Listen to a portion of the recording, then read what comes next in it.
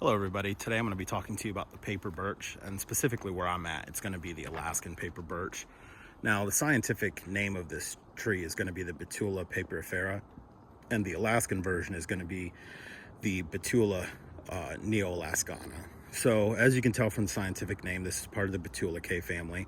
And what I'm actually going to do here is I'm going to spin the camera around because some of what I'm going to be showing you I'm going to have to zoom in a little bit for, and I do want to apologize ahead of time. These specific trees that we're looking at, the limbs start very high on them, which again is somewhat consistent with birch trees, but also because we're in a semi-developed area, and so I believe these trees have been cut back probably at some point. So again, I'm going to go ahead and spin this around, and I'm going to show you two examples of the paper birch. This first one that we're looking at, this is your nice, solid, straight, singular trunk. And then this one over here has your split trunk. And both of those can be pretty characteristic of birch trees. Typically, not always, but typically if a tree has a split trunk like that, it's due to foraging from animals when the tree was younger. So this split tree could have very well been foraged on by a moose or some other type of animal when the tree was much smaller, whereas this one obviously likely was not.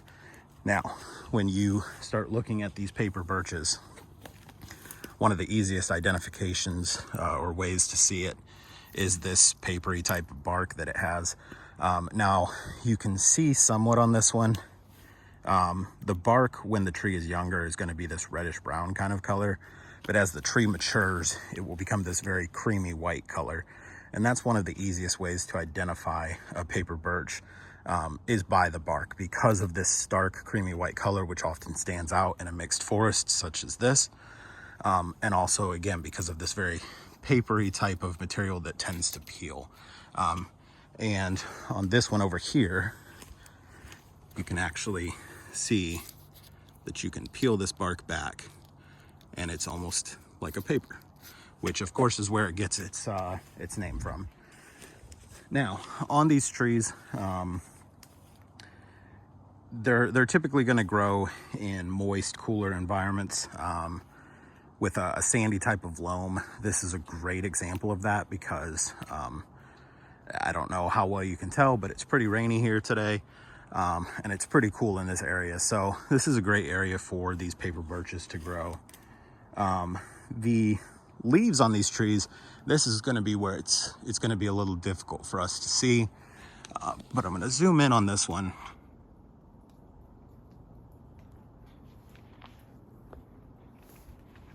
And you can see it's a pretty simple leaf. They have kind of a rounded shape with a pointed end. The Alaskan paper birch has a little bit more of a serration to the edge than a regular paper birch, but regular paper birches will have that aspect as well. These are a pretty simple leaf. The buds that would be along those branches that those leaves are on, and again, it's going to be hard to see, but you can kind of see it there. Those are going to be about 1/4 inch long and kind of a black-brown color.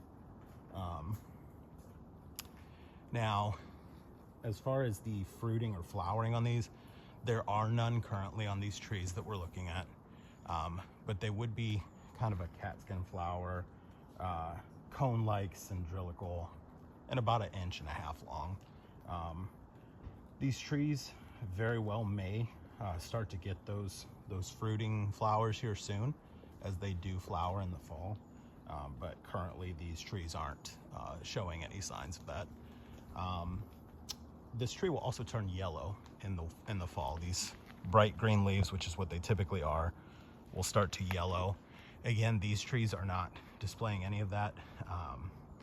But on my way in here, I passed several other birch trees, and they were getting very yellow. So that's another way that you can tell, especially if you're looking in the fall.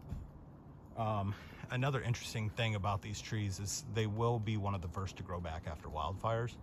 So if you're in an area that's been hit by a wildfire and paper birches are common, a lot of times you'll see those as one of the first trees to kind of return to that area. So again, yeah, that's a little bit about the Alaskan paper birch, or just the paper birch in general.